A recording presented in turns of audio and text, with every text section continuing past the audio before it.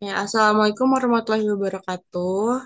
Kami dari kelompok 3, Manajemen Pendidikan kelas C, yang beranggotakan yang pertama ada, boleh di slide selanjutnya, beranggotakan yang pertama ada saya sendiri, Alisa Tiavia, kemudian ada rekan saya, Anindya Fatika Khairunisa, lalu ada Gladys Anna Natasha, dan ada Huriani. Di sini kami akan memaparkan hasil kerja kami yang sudah dipresentasikan juga mengenai tata tulis bahasa Indonesia menurut EYD.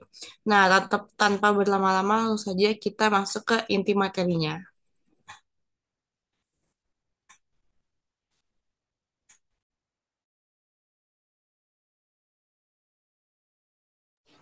Nah, yang pertama tuh pengertian dari EYD itu sendiri, yaitu apa sih itu EYD?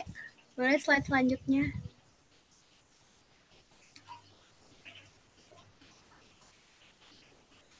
EYD atau ejaan yang disempurnakan ejaan ada uh, adalah aturan dasar ejaan dalam bahasa Indonesia yang hingga saat ini masih digunakan.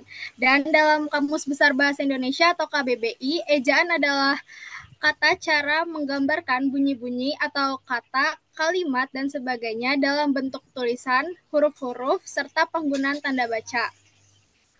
Ejaan yang disempurnakan ini eh, merupakan tata bahasa juga yang mengatur penggunaan bahasa Indonesia dalam tulisan maupun dari huruf kapital, huruf miring, dan penulisan unsur serapan. Dalam penulisan karya ilmiah, EYD ini sangat penting untuk membuat tulisan yang baik dan benar serta mencapai kesempurnaan yang mendetail.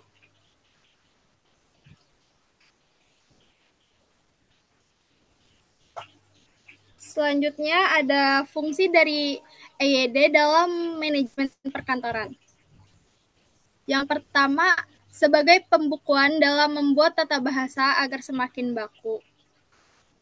Di mana dalam manajemen perkantoran ini penggunaan tata bahasa yang baku itu penting untuk menjaga konsistensi dan profesionalisme dalam dokumen-dokumen resmi seperti surat, laporan, notulen, dan memo. Dan bahasa yang baku juga meminimalisasikan kesalahpahaman antar pegawai atau antara instansi. Yang kedua yaitu membuat pemilihan kosakata dan istilah menjadi lebih baku. Dengan kosakata dan istilah yang lebih baku, komunikasi dalam lingkungan kantor juga semakin lebih seragam dan mudah dipahami. Nah, hal ini juga bisa membantu dalam menyusunan dokumen standar operasional atau SOP atau kebijakan internal lainnya.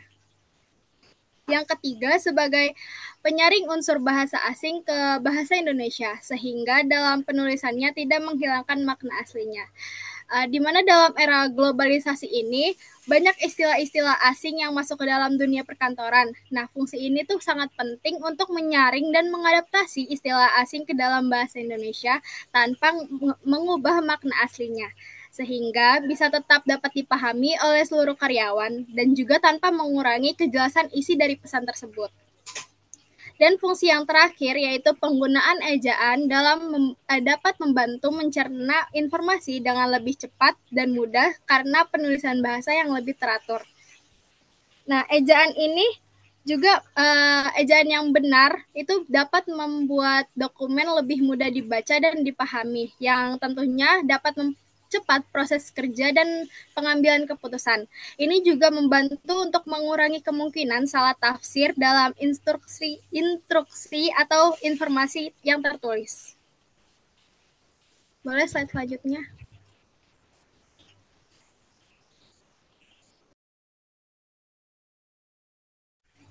Oke, slide selanjutnya ada tujuan dari penggunaan EYD dalam manajemen perkantoran.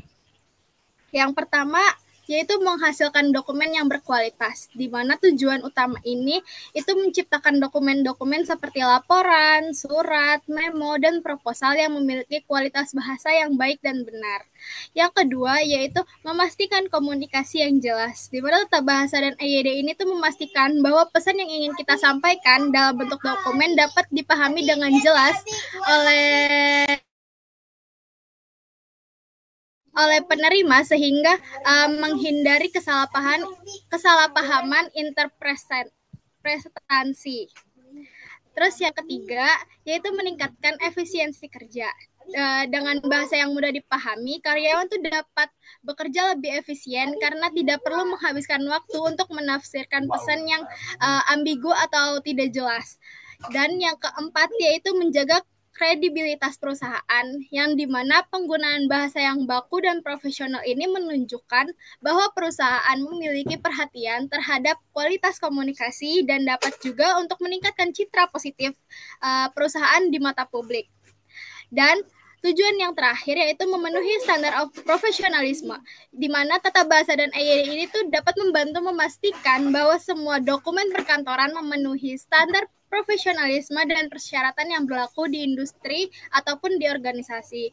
Dan dengan memahami dan mengimplementasikan fungsi serta tujuan dalam tata bahasa EYD ini tuh perusahaan dapat meningkatkan komunikasi yang efektif, menjaga kredibilitas, dan juga dapat meningkatkan efisiensi kerja. Oke, bisa slide selanjutnya.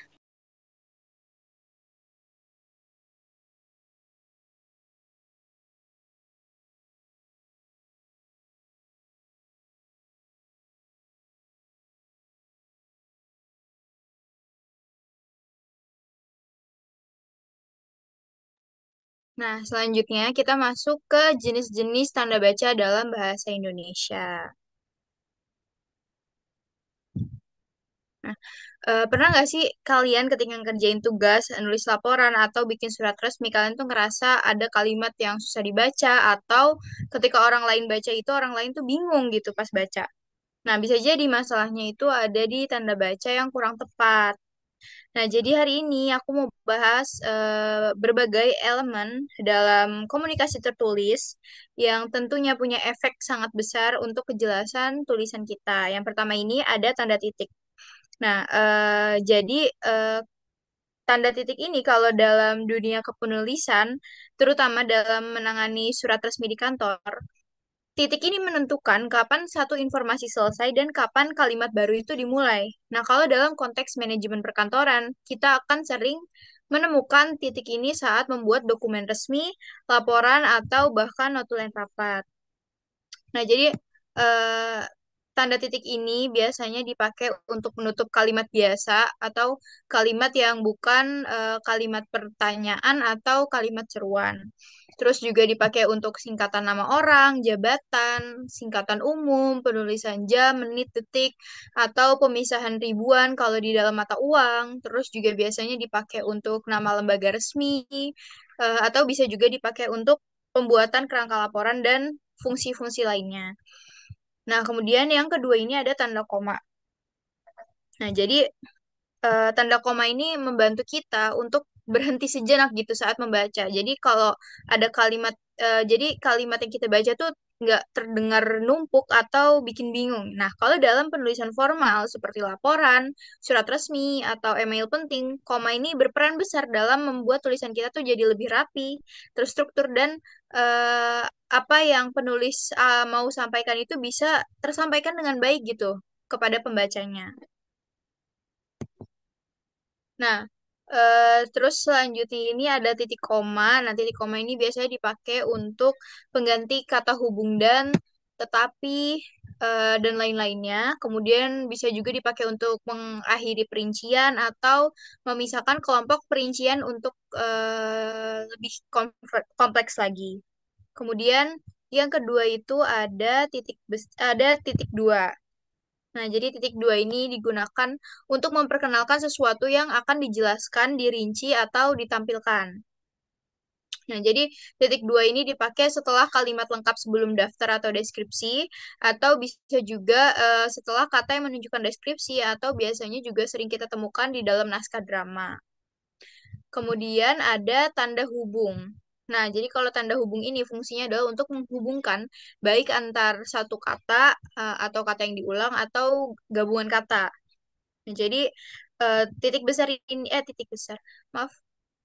Jadi tanda hubung ini digunakan untuk menyambungkan suku kata yang terpotong di akhir baris atau menyambungkan afiks yang terpotong di akhir baris mengulang kata atau penghubung tanggal atau ejaan huruf juga bisa, dan bisa juga untuk menjelaskan atau mengganti bagian frasa. Nah, selanjutnya ini ada tanda pisah. Nah, jadi tanda pisah ini fungsinya itu untuk membatasi penyisipan informasi tambahan. Jadi kayak digunain untuk menyisipkan penjelasan tambahan yang disisipkan di tengah-tengah kalimat. Terus tanda pisah ini juga bisa dipakai untuk menekankan informasi, terutama informasi tambahan yang menjelaskan kata sebelumnya. Terus tanda pisah juga bisa digunakan untuk memisahkan informasi tambahan di akhir kalimat. Nah, kemudian ini ada tanda tanya, tanda tanya. Nah, jadi tanda tanya ini fungsinya ada dua. Yang pertama itu pastinya ada di akhir kalimat tanya. Terus yang kedua ini biasanya sering dipakai untuk kita kalau misalnya kita mau nulis sesuatu. Nah, sesuatu ini kita nggak tahu pasti atau kebenarannya ini masih diragukan. Nah, biasanya itu ada tanda kurung, ada dua tanda kurung.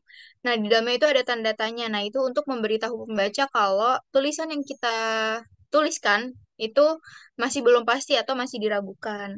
Kemudian ada tanda seru. Nah, jadi tanda seru ini biasanya untuk kalimat seru atau menunjukkan perintah atau larangan yang tegas juga. Nah, kemudian ada tanda elipsis. Nah, jadi tanda elipsis ini adalah fungsinya itu untuk kalimat yang terputus-putus atau menunjukkan bagian kalimat yang dihilangkan. Selanjutnya ada tanda petik.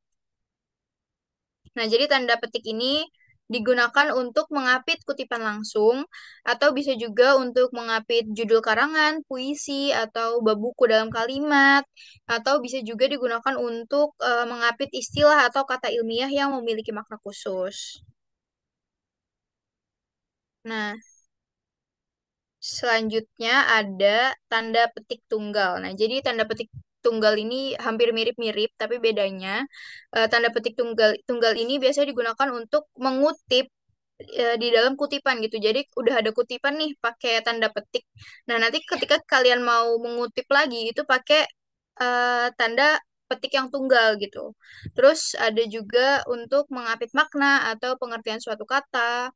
Kemudian untuk mengutip atau ya untuk mengutip kata asing atau bahasa daerah dan maknanya. Kemudian eh,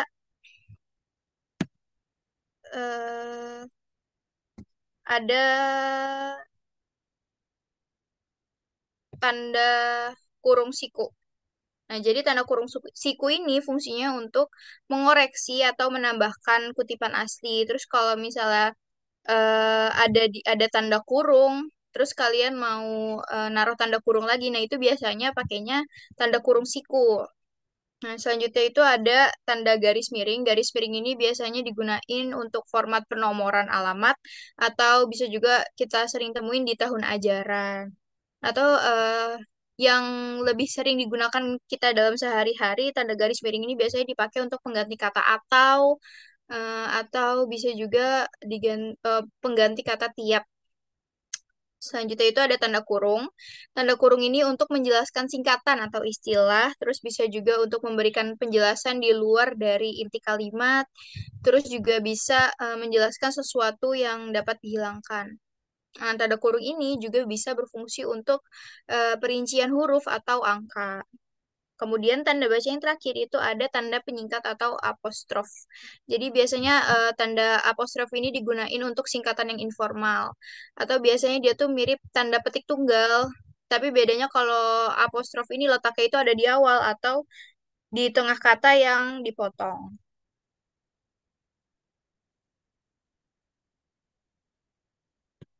Nah, selanjutnya ini ada penulisan huruf dalam bahasa Indonesia menurut EYD. Yang pertama, ada huruf kapital. Nah, jadi kalau dalam konteks manajemen perkantoran, penggunaan huruf kapital ini mempengaruhi kesan profesional dalam komunikasi tertulis. Nah, beberapa aturan yang sering dipakai dalam dunia perkantoran mengenai huruf kapital ini yang pertama, pastinya huruf kapital itu harus dipakai di awal kalimat. Nah, ini penting karena menggunakan huruf kapital di awal kalimat, apalagi kalau dalam surat menyurat atau laporan yang dibuat di perkantoran itu adalah suatu hal dasar yang harus selalu diperhatikan gitu.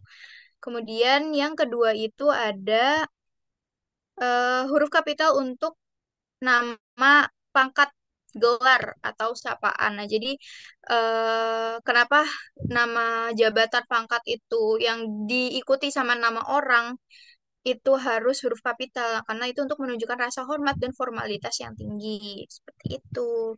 Kemudian yang ketiga itu ada huruf kapital untuk nama lembaga atau organisasi. Nah, biasanya ketika kita menyebut suatu nama lembaga ya atau instansi pemerintah atau perusahaan itu perlu digunakan huruf kapital juga untuk menunjukkan identitas resmi dan profesional dari instansi tersebut.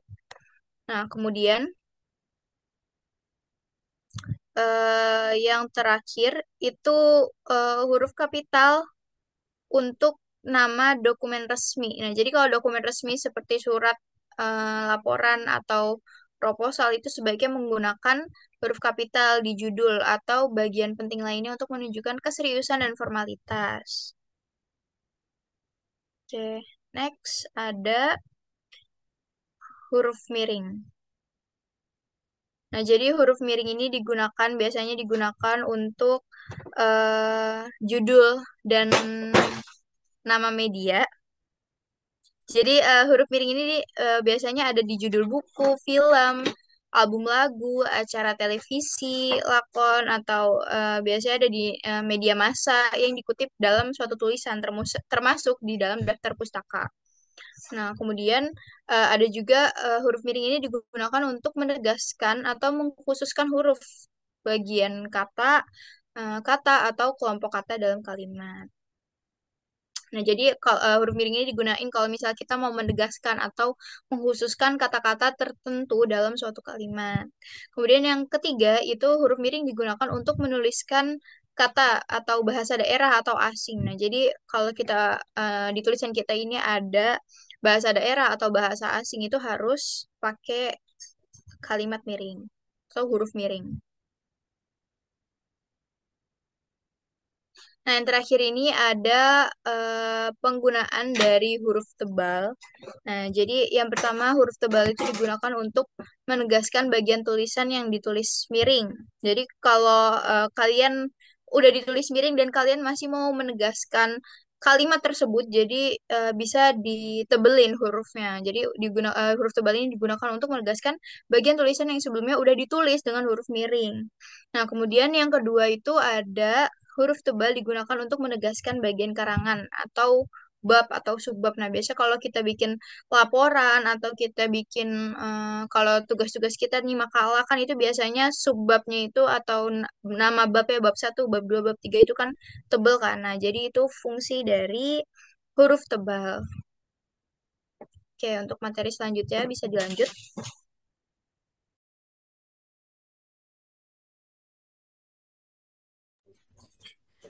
Kemudian ada penulisan kata dalam bahasa Indonesia menurut EYD. Nah, jadi penulisan kata ini juga nggak kalah penting karena kan kata itu nantinya akan menjadi sebuah kalimat. Boleh di next?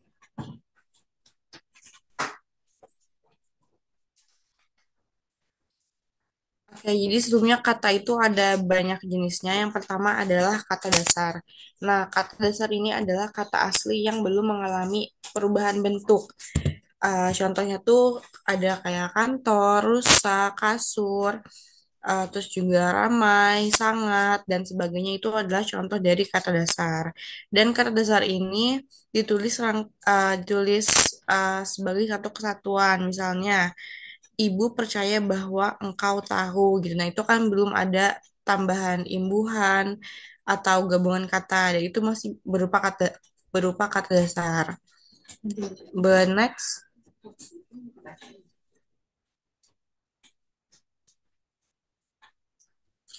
Nah, yang kedua ada kata turunan. Kata turunan ini juga dibagi menjadi tiga nantinya. Ada kata berimbuhan, ada pengulangan kata, dan gabungan kata. Yang pertama adalah kata berimbuhan. Jadi kata berimbuhan ini bisa di awalan, di sisipan, di akhiran, ataupun digabung gitu di awalan dan di akhiran. Nah, kata imbuhan ini ditulis serangkai dengan kata dasarnya. Contohnya, kalau misalnya kata yang imbuhannya di awal itu ada berjalan, terus mengambil. Kalau kata yang imbuhannya disisipkan atau di tengah itu biasa itu contohnya kayak gerigi, telunjuk gitu. Kalau di akhir itu ada lukisan, ada duniawi. Sedangkan kalau di gabungan awal dan akhiran itu contohnya tuh ada kayak pemungutan, terus juga ada di garis bawahi gitu. Kemudian contoh lain dari kata berimbuhan itu kalau misalnya salah satu unsur apa ya kata terikat gitu tapi kata terikatnya itu mengacu pada satu konsep keilmuan tertentu kayak misalnya antar kota, adipati, mahasiswa itu kan bentuk terikat ya nah itu tuh ditulis serangkaian gitu jadi penulisannya tuh nggak dipisah tuh kemudian contoh selanjutnya itu adalah kata terikat juga imbuhan yang katanya terikat tapi kalau misalnya kata setelah kata terikat ini katanya itu ada harus menggunakan huruf kapital kayak misalnya Indonesia Indonesia itu kan harus pakai huruf kapital terus kayak apa PKI itu PKI kan harus pakai huruf kapital jadi penulisannya itu harus menggunakan tanda hubung strip. Jadi kayak misalnya contohnya non Indonesia non strip Afrikaisme anti asrip PKI kayak gitu terus sama halnya kalau misalnya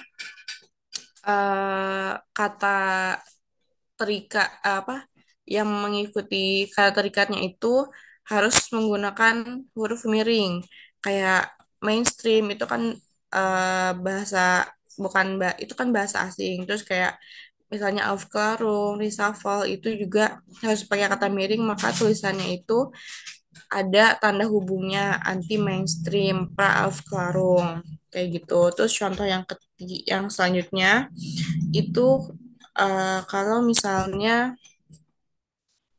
bentuk terikatnya itu maha. Nah, dan kata dasarnya atau kata imbuhannya itu mengacu pada nama ataupun sifat Tuhan. Maka ditulisnya itu terpisah, tidak menggunakan tanda hubung gitu. Dan penulisannya itu harus menggunakan huruf kapital. Jadi eh, Tuhan yang mahanya itu berbeda dengan kata mahasiswa tadi. Yang ini kalau yang tadi mahasiswa, sedangkan yang sifat ketuhanan ini kan misalnya Maha Esa. Jadi dia penulisan itu tidak ditulis serangkaian dan menggunakan huruf kapital. Boleh next.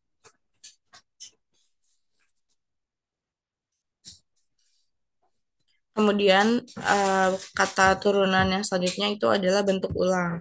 Jadi bentuk ulang ini adalah sebuah kata ditulis menggunakan tanda hubung di antara unsur-unsurnya. Contohnya itu adalah mencari-cari, ramah tamah, dakdikduk gitu. Terus yang selanjutnya ada misalnya kalau sebuah kata yang contohnya itu adalah sebuah kata yang merupakan gabungan kata yang bisa aja nimbulin adanya salah pengertian gitu. Nah, itu ditulis menggunakan tanda hubung kayak misalnya buku seja eh, buku sejarah. Buku sejarah baru misalnya.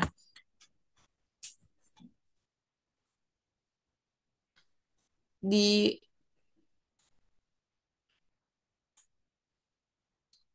di buku sejarah baru itu kan artinya sebetulnya ada makna ganda.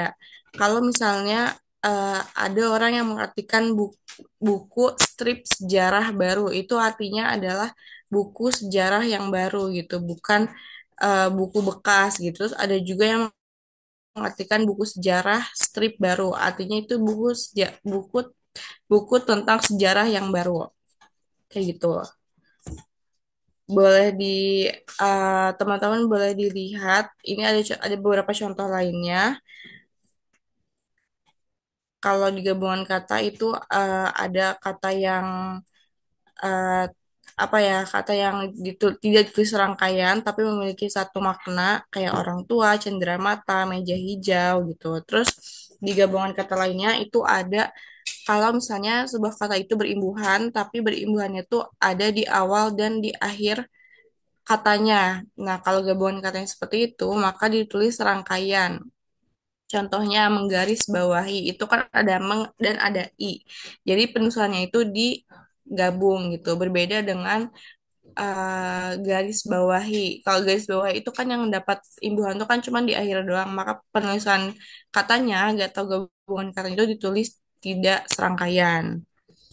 Boleh next.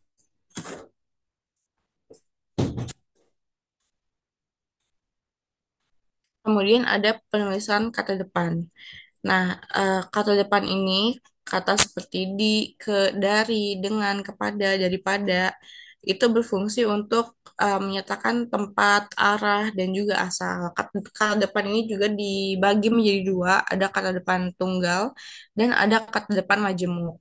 Nah, kalau kata depan tunggal itu misalnya di. Di itu misalnya nih, contohnya mereka ada di mana-mana. Terus ke misalnya surat diantar ke sekolah kayak gitu. Jadi kayak di, ke, dari, dengan itu adalah contoh kata depan tunggal. Nah, berbeda dengan kata depan majemuk. Itu contohnya misalnya kepada, daripada, oleh karena itu. Nah, itu contoh kata depan majemuk. Misalnya contohnya, contoh kalimatnya pemerintah memberi bantuan kepada para pengungsi atau oleh karena itu kita harus menjaga pola makan. Nah, contohnya seperti itu. Nah, tapi penulisan yang perlu diperhatikan, penulisan kata di ke jika ditulis rangkaian itu eh, bukan menjadi kata depan gitu. Nah, jadi kalau kata depan itu penulisannya itu harus terpisah dengan kata yang mengikutinya. Kalau misalnya ditulis dengan serangkaian, maka jatuhnya itu imbuhan gitu, bukan kata depan.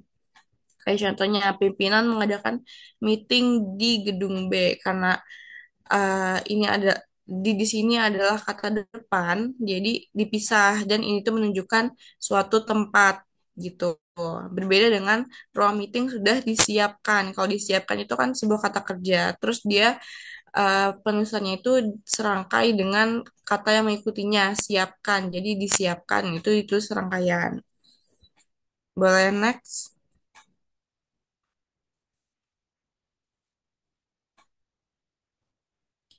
Nah, yang ketiga ini adalah partikel. Jadi partikel disebut juga dengan kata tugas. Partikel itu memberikan makna yang khusus gitu pada kalimatnya. Penulisan beberapa partikel itu ditulis serangkaian dan beberapa partikel yang lainnya juga bisa ditulis terpisah dari kata yang mendahuluinya.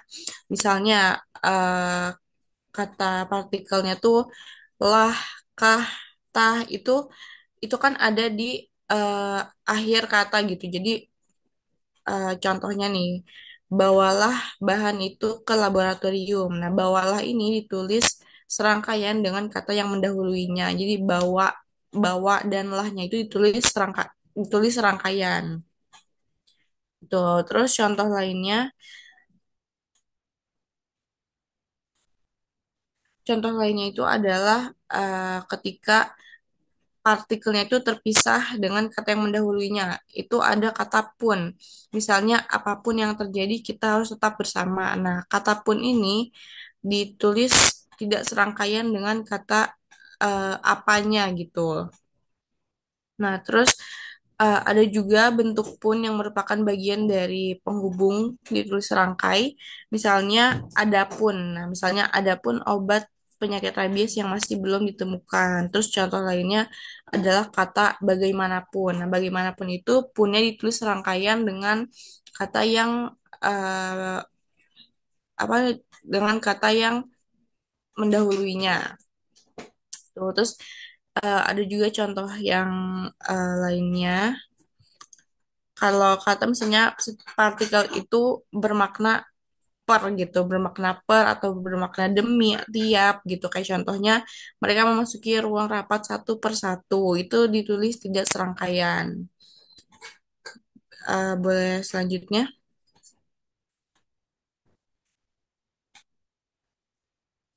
Nah, kemudian adalah contoh eh, kata singkatan. Nah, singkatan ini ada banyak bentuknya, teman-teman juga pasti sudah mengerti karena banyak sekali kita jumpai baik di kehidupan sehari-hari ataupun di lingkup manajemen perkantoran. Eh, jadi kata singkatan yang pertama itu digunakan untuk singkatan nama orang, gelar, sapaan, ataupun pangkat yang diikuti dengan tanda titik setiap unsur singkatannya. Misalnya RA Kartini itu singkatan dari Raden Ajeng Kartini. Jadi Raden Ajeng itu R titik A, baru tulisan Kartini. Itu terus contoh atau gue contoh lainnya ketika singkatan nama orang dalam bentuk inisial gitu itu ditulis tanpa tanda titik misalnya LS itu singkatan dari Lili Suryaningsih atau PS itu adalah singkatan inisial dari Prabowo Subianto misalnya kayak gitu terus singkatan lainnya itu yang dari kata depan setiap kata kayak KTP kartu tanda penduduk terus ada juga singkatan yang singkatan dari apa ya persatuan dari sebuah eh, apa ya sebuah awalan kata biasanya. Contohnya itu adalah Bapenas. Nah, Bapenas ini kan singkatan dari Badan Perencanaan Pembangunan Nasional yang mana itu dari setiap awalan kata.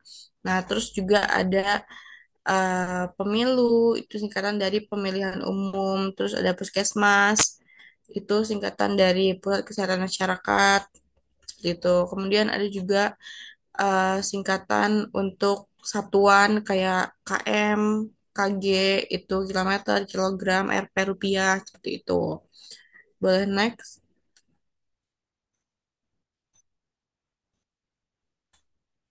Nah, terus ada singkatan yang lazim digunakan dalam dokumen atau surat penyurat, kayak misalnya singkatan yang terdiri atas lebih dari dua huruf itu ditulis dengan tanda titik kayak misalnya DLL.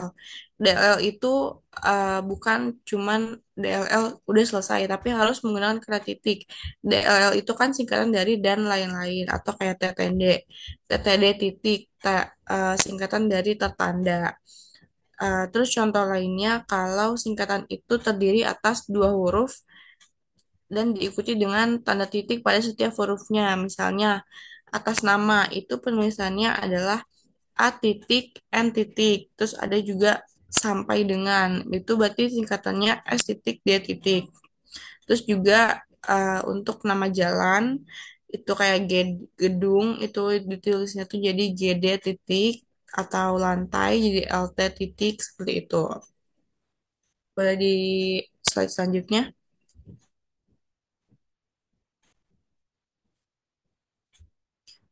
Oke, kemudian kata angka atau bilangan itu juga sangat banyak kegunaannya.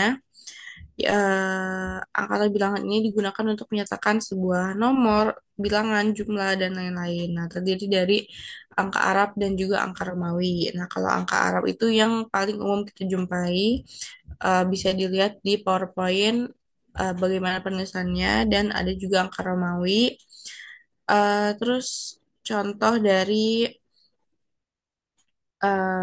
apa namanya penulisan kata itu jika bilangan dalam sebuah teks itu dapat dinyatakan dalam suatu kata eh, maka ditulis huruf gitu. Kayak misalnya 100 itu kan bisa ditulis satu kata doang gitu. Bukan kalau misalnya 100 102 nah itu boleh menggunakan angka gitu.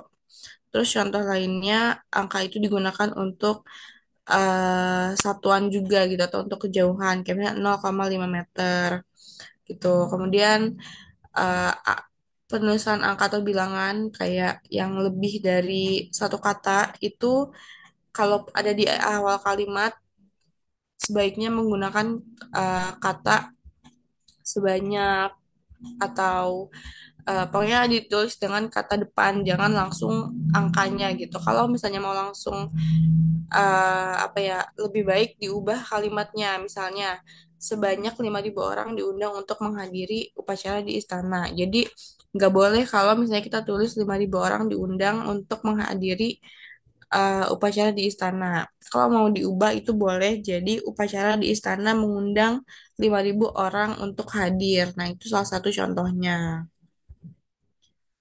Terus teman-teman juga bisa lihat contoh, ada beberapa contoh lainnya di bawah. Boleh langsung di next aja.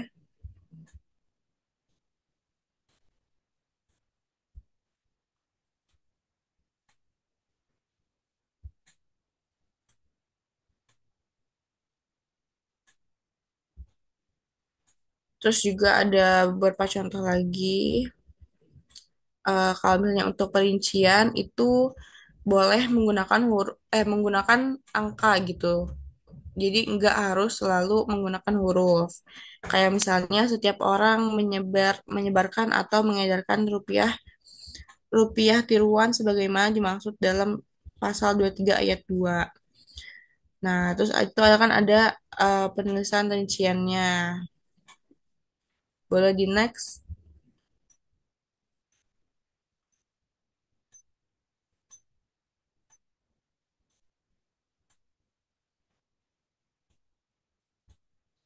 Oke, kemudian adalah kata ganti. Nah, kata ganti di sini juga ada beberapa jenis, kayak ada ku, ada kau. Jadi kata ganti ku dan kau itu ditulis rangkaian dengan kata yang mengikutinya gitu. Nah, sedangkan ku dan mu itu ditulis rangkaian dengan kata yang mendahuluinya. Contohnya, kalau ku dan kau itu rumah itu telah kujual. Nah, ku itu ditulis rangkaian dengan kata yang mengikutinya. Jadi, ku dan jualnya itu ditulis rangkaian. Terus, atau kau baca. Nah, kata bacanya itu ditulis rangkaian dengan kau. Nah, berbeda dengan, sama halnya dengan kumudannya itu, misalnya contohnya bukumu sudah disimpan di meja belajar. Nah, kata buku danmu itu ditulis serangkaian. Seperti itu. Kemudian kalau kata ganti kau itu merupakan bukan bentuk terikat, maka ditulis terpisah dengan kata yang lainnya. Kayak misalnya, aku ingin kau memperbaiki semuanya. Terus kau sangat hebat karena kau di sini itu menunjukkan orang gitu. Dan jadi di tulisan itu tidak serangkaian. Boleh di next.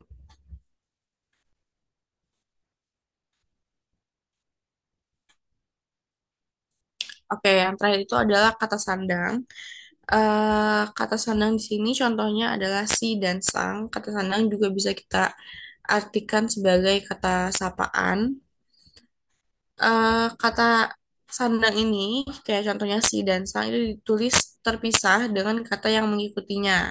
Nah, contohnya itu surat itu dikembalikan kepada si pengirim atau Rahma eh, memandangi sang kekasih. Jadi antara si dan pengirim itu ditulis tidak serangkaian. Begitu halnya dengan sang dan kekasihnya itu dia ditulis serangkaian.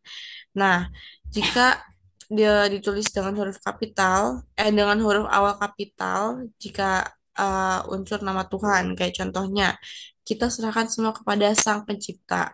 Nah, jadi kalau ada unsur ketuhanan, itu semua katanya ditulis terpisah dan menggunakan huruf kapital.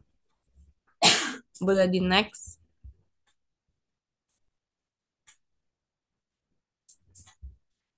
Nah, kemudian adalah kata serapan. Jadi, kata serapan itu adalah kata atau istilah yang berasal dari bahasa asing atau daerah yang sudah diterima di Indonesia. Nah, menurut Chair pada tahun 2006 itu ada tiga jenis penyerapan. Ada tiga jenis penyerapan kata. Boleh slide selanjutnya.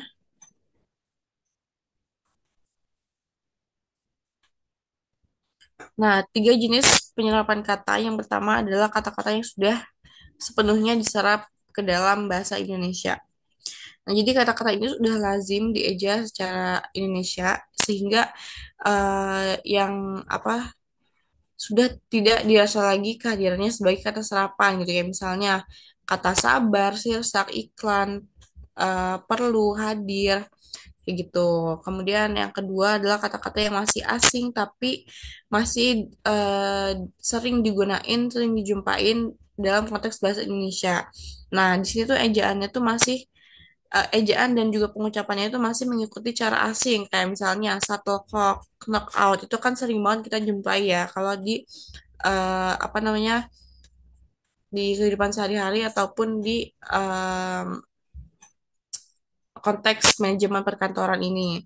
Tapi karena dia udah sering udah sering kita jumpai, jadi ini masuk ke kategori yang kedua gitu. Nah, yang ketiga adalah kata-kata asing yang untuk kepentingan peristilahan, ucapan, dan ejaan itu masih disesuaikan dengan kaidah-kaidah bahasa Indonesia. Nah, dalam hal ini perubahan ejaan itu dibuat seperlunya aja gitu sehingga bentuk Indonesia itu masih dapat dibandingkan dengan bentuk aslinya. Kayak misalnya aki itu kan serapan dari kata AQ, terus komisi itu serapan dari kata commission.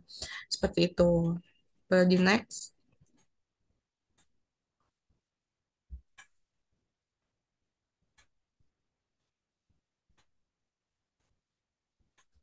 Kemudian ada penulisan kalimat dalam bahasa Indonesia menurut EYD.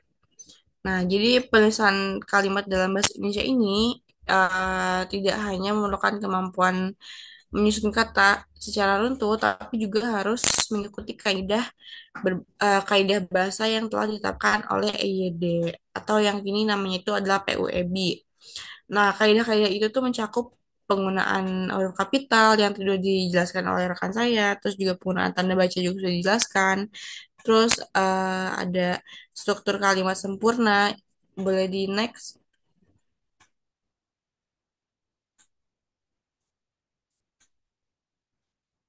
Nah, struktur kalimat yang sempurna itu struktur kalimat ini bisa dikatakan sempurna kalau misalnya terdiri dari SPOK, dari subjek, predikat, objek, dan juga keterangan.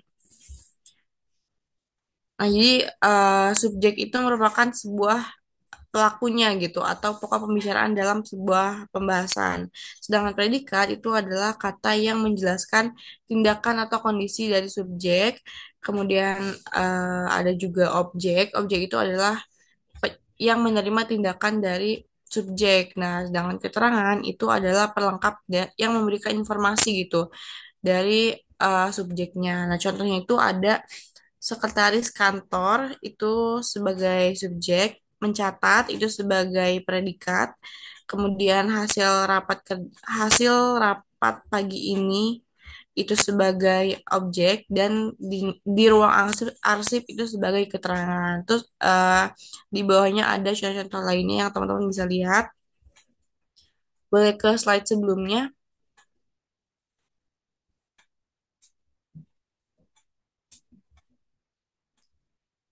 Oke.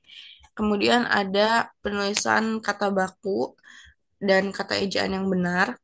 Jadi penggunaan kata baku itu juga sangat penting dalam penulisan formal, terutama dalam konteks akademik dan juga administratif. Karena kata baku itu adalah kata yang sesuai dengan kaidah tata bahasa yang tercantum di KBBI gitu. Nah, kayak misalnya kata aktivitas adalah adalah bentuk baku,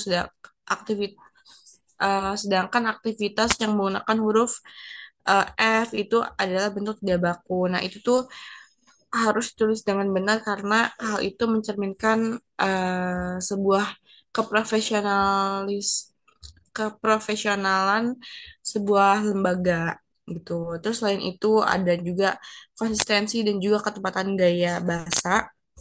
Jadi dalam penulisan itu konsistensi gaya bahasa itu penting untuk menjaga keseragaman dan juga profesionalisme tulisan. Jadi penulis itu harus konsisten gitu dalam penggunaan sapaan. Kayak misalnya mau menggunakan saya atau menggunakan aku itu harus seragam dari awal sampai akhir. Terus juga bentuk kalimatnya mau formal atau non formal itu harus sama. Terus gaya penulisannya apakah narasi, deskripsi ataupun argumentasi kayak gitu. Kemudian adalah menggunakan kalimat yang efektif. Boleh slide selanjutnya.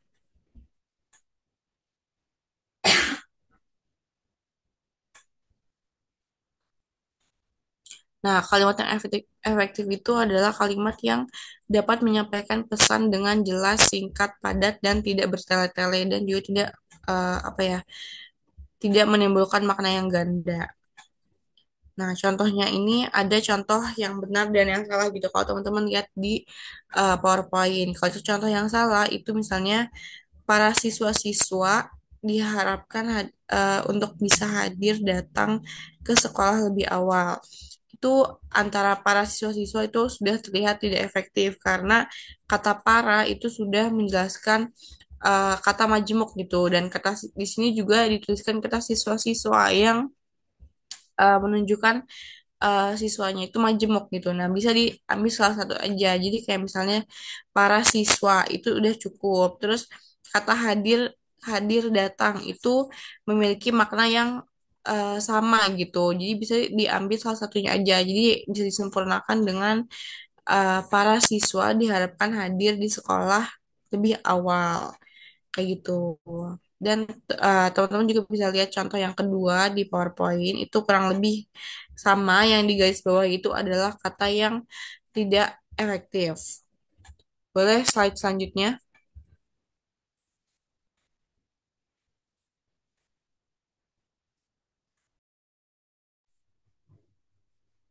Nah, materi terakhir ada penggunaan tata bahasa Indonesia menurut EYD atau ejaan yang disempurnakan dalam manajemen perkantoran. Boleh next slide.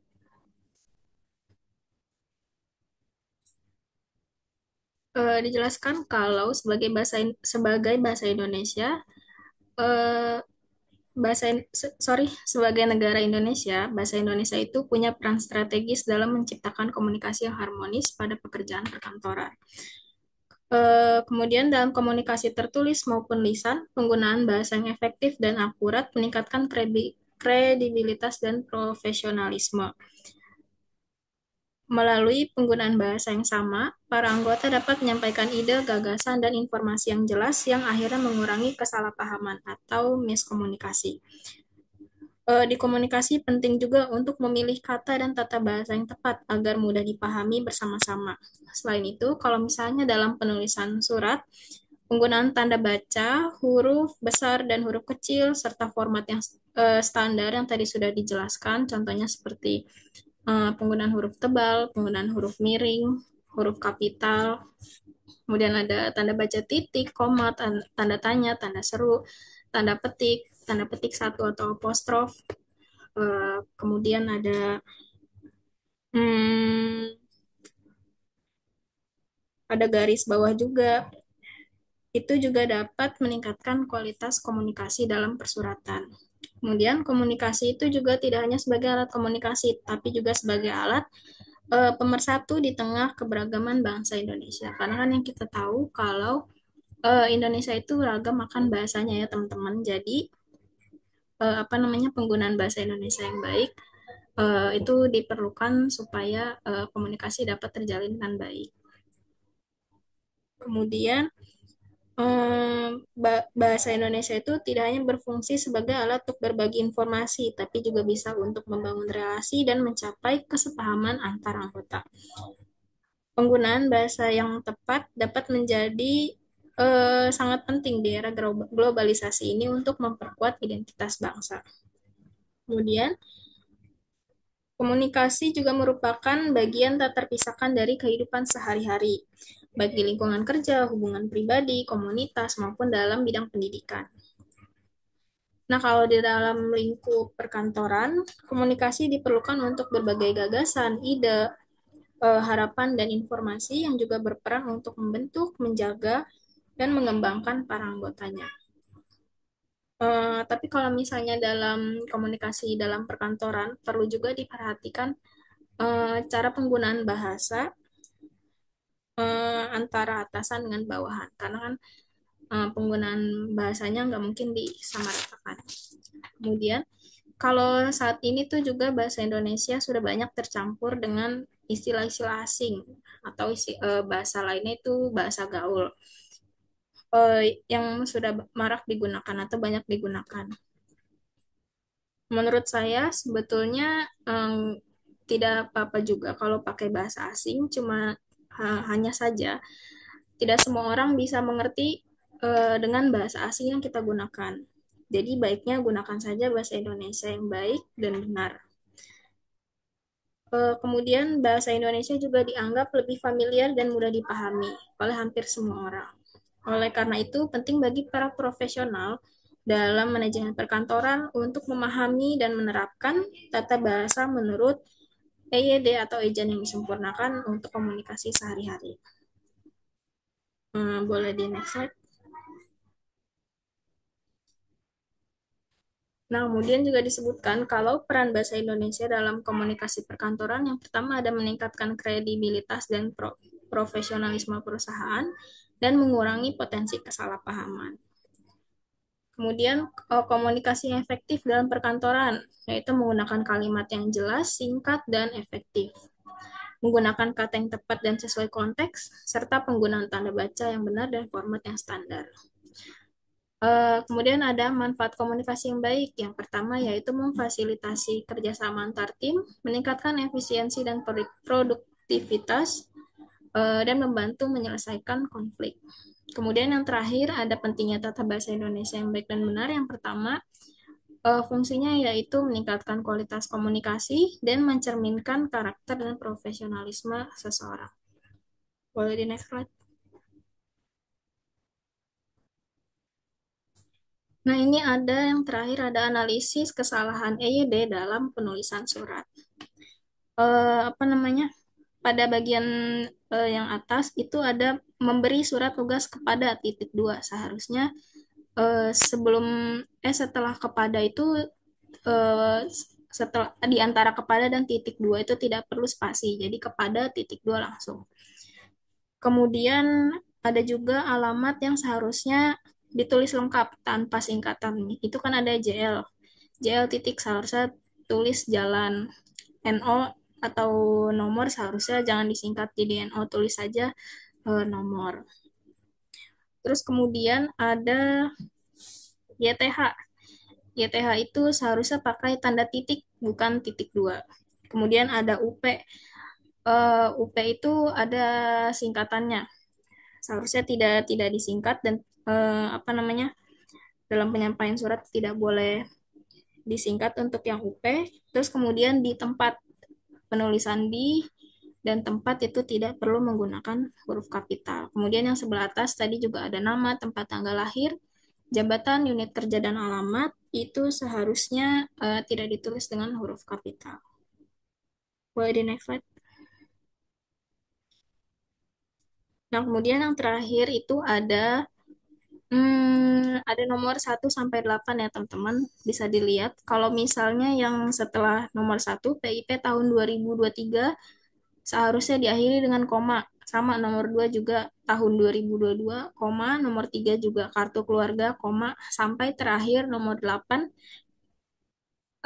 pendirian yayasan baru titik. Kemudian itu ada akte, seharusnya bukan akte. Akte itu merupakan kata tidak baku. Kata bakunya seharusnya adalah akta. Kemudian ada yang penyerahan laporan pertanggungjawaban itu kan ada tanda titik dua. Seharusnya tidak perlu menggunakan bukan titik dua, tanda kutip.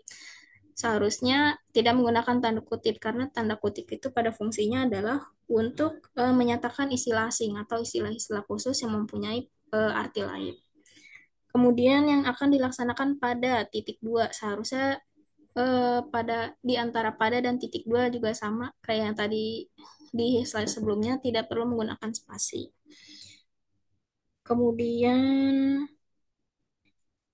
itu juga sama ya teman-teman, yang alamat juga seharusnya tidak disingkat buat jalan. Jadi seharusnya penulisannya adalah jalan tanpa disingkat, Warung Kadu nomor 50 Cikotok Lebak. Next slide.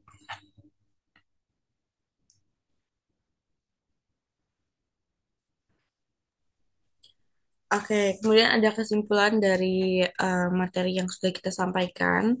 Jadi bahasa Indonesia itu memiliki peran yang sangat strategis dalam menciptakan komunikasi yang harmonis di dalam pekerjaan perkantoran.